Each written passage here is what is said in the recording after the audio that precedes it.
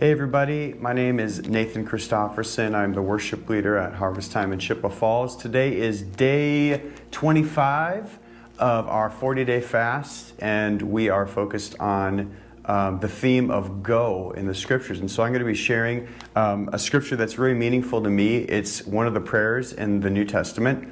I love the prayers in the New Testament because they are incredible prayers to pray ourselves, to take the scriptures and turn them into a conversation back with God. And when we pray the prayers of the Bible, we can have so much confidence that we're praying according to God's will. And he says, whatever you ask in my name, in accordance to his will, shall be done. So when we pray the scriptures, we can know with assurance that God is going to answer those prayers when we pray it in faith. And so I have a prayer that I want to share with you. This is right from the book of Acts 4:29 through 31. It's an incredible prayer. The setting really quickly, book of Acts. There's been an incredible revival that's happening right now in the new church. This New Testament, brand new church, Pentecost has happened. They've been filled with the Holy Spirit. They're speaking they're preaching the gospel. They're seeing healing signs and wonders, and they're seeing many souls saved, and there's also incredible opposition to them. And so they're going in the power of the Holy Spirit. And now listen to this prayer that they're praying in light of the incredible kickback and the incredible persecution that they're starting to face. It says this is the prayer that they prayed. And now, Lord, look upon their threats and grant to your servants to continue to speak your word with all boldness, while you stretch out your hand to heal, and signs and wonders are performed through the name of your holy servant Jesus. And when they had prayed, the place in which they were gathered together was shaken. They were all filled with the Holy Spirit, and they continued to speak the word of God with boldness.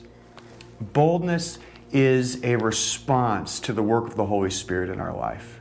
If we are lacking in the ability to be bold, if there's situations where we need to speak truth, where we need to bring the gospel to someone, or we need to bring a gospel truth to a situation, and we are finding ourselves unable to find the courage and the clarity and the strength to speak those things, this is a prayer that the Lord has given us here in Acts 4:29, that we go before God and we ask him for a spirit of boldness. We ask him for his Holy Spirit to give us courage and strength. And the word boldness, I think a really important word with that is not just that we're bold and we can just shout things out and say things loudly. We still say it in love, but we can say it with clarity and with focus and with purpose. And I think a lot of times we think of boldness as a character trait or a certain personality type, a bold person.